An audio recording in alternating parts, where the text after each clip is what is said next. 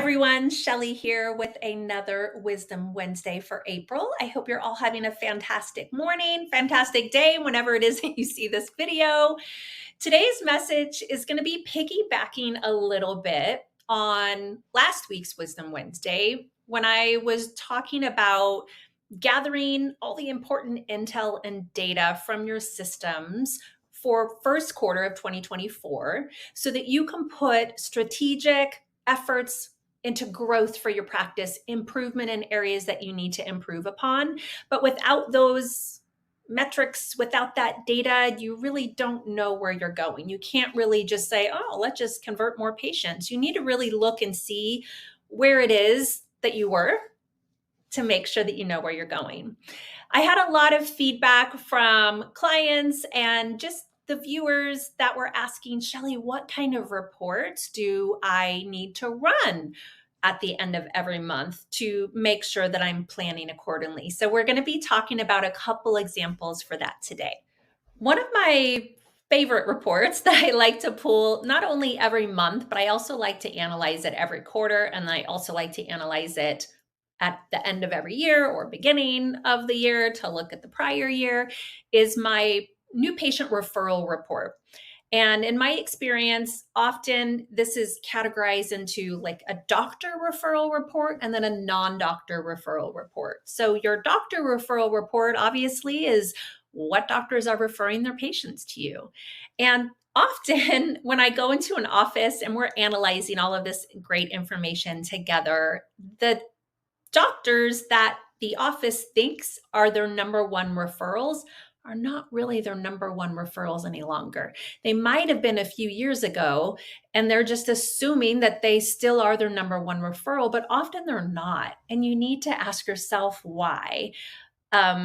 Maybe there was a patient problem. Maybe a mutual patient wasn't happy and they thought, oh, you know what? I'm not going to be referring to them anymore. I'm going to back off a little bit on my referrals. So it's really important for you to know who's referring to you so that you can have conversations, you can nurture those relationships, and then you can also look at maybe who your target doctor referral relationships are moving forward.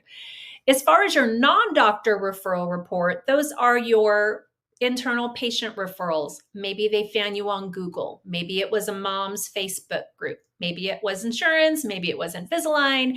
Maybe it was an event that you participated in. So there's a lot of great value there as well, so that you can maybe ramp up a patient referral program. Maybe you went to this event and you got a lot of new patients from that event. So you need to mark your calendar for next year to make sure that you are attending again.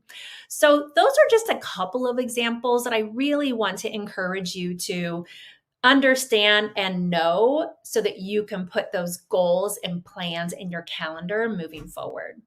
Okay, I'm going to give you one more example. There are so many reports that I love, but we would be here all day. So I'm just going to give you one other example. Another great report is when you're pulling up your starts, I want you to track, are those starts coming from an observation or are they coming in as a brand new patient?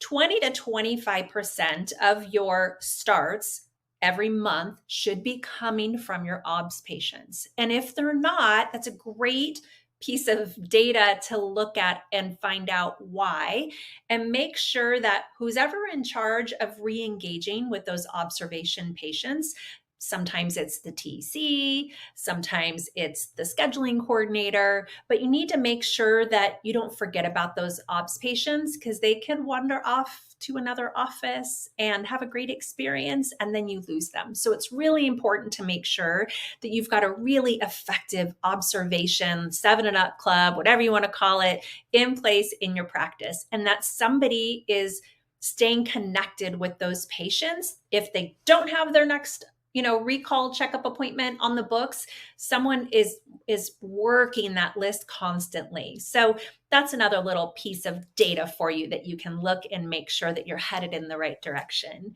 If you would like support in any way on knowing a little bit more on some great reports that you can run so that you can set your goals moving forward and be on a great trajectory to success for quarter two, I would love to support you. Feel free to reach out. And that's it. I will see you next week. I hope you all have a fantastic day.